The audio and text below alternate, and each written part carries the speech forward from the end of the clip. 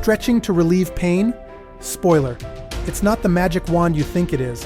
Hang on a moment, I'm heading to my clinic. Dr. Boisvert, Canadian chiropractor, who knows you've probably always been told that stretching fixes everything.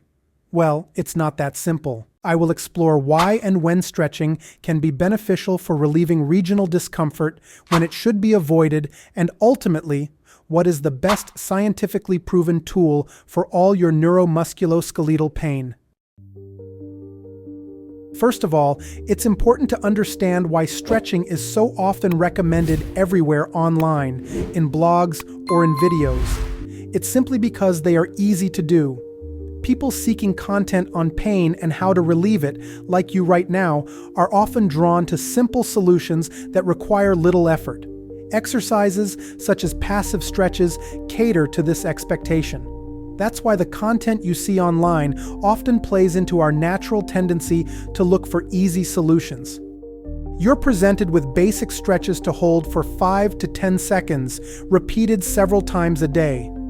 But have you ever wondered if these solutions are truly effective for you? It may surprise you, but unfortunately, these stretches are often not helpful in the majority of cases. To understand when these stretches can be beneficial, it's essential to distinguish between discomfort and pain.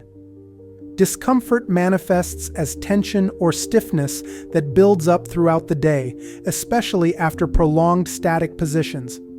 This can activate nociceptive mechanisms that gradually increase sensitivity in a specific area, prompting you to move preventively. In contrast, pain is generally more intense, rated above 6 out of 10 on the pain scale. It is often accompanied by pinching, significant loss of range of motion, and difficulty transitioning from sitting to standing or turning in bed, severely impacting quality of life. Let me explain why stretches should sometimes be completely avoided. A stretch is, by nature, passive.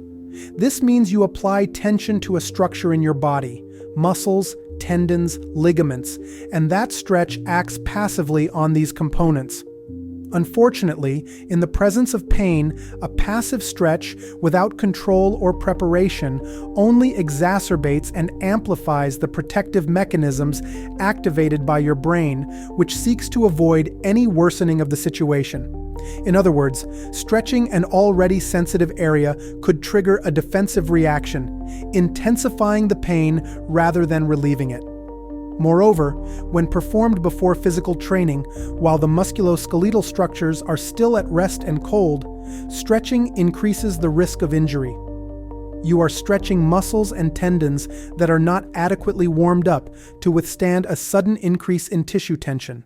Another problem with stretches is that they can provide momentary relief, but once you release the stretch, they trigger a cascade of nociceptive mechanisms related to pain, keeping you in a state of discomfort or pain longer than necessary.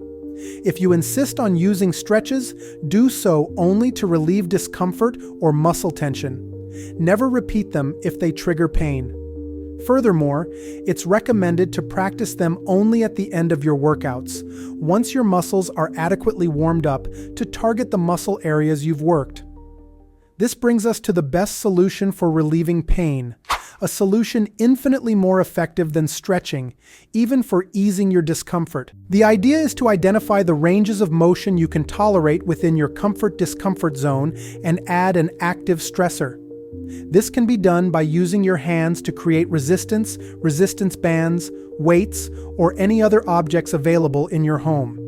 This resistance promotes active engagement of the muscles and tendons, which will strengthen the joint, recharge your musculoskeletal battery, and increase your tolerance, which may have decreased over time. There is no perfect exercise that applies to everyone, as musculoskeletal pain can have very diverse origins. At this point, you should see different types of exercises appearing on the screen. Our kinesiologist at the clinic will show you concrete examples of muscle strengthening exercises you can perform in different areas of the body. For those wondering, there is no perfect number of sets or repetitions to follow. When working on muscle strengthening, the key is to aim for progressive muscle fatigue. This means you should perform repetitions until the targeted area begins to feel fatigued. Then, take a rest of 1 to 5 minutes and start again if you feel capable. Always remember to never push to the point of pain. Listen to your body, let pain guide your recovery, and respect your limits. When you feel fatigued, take a break and resume training as soon as you feel better. If you're going through a period of persistent pain that seems beyond your control, know that we have a complete segment covering the things to absolutely avoid to get back on track quickly. The link should appear shortly. Feel free to share your story, comments, suggestions, or any remaining questions. Don't forget about my video conferencing, chat, or consultation services at my clinic on the South Shore of Montreal. Link in the description. Because an informed person is a person in control of their health.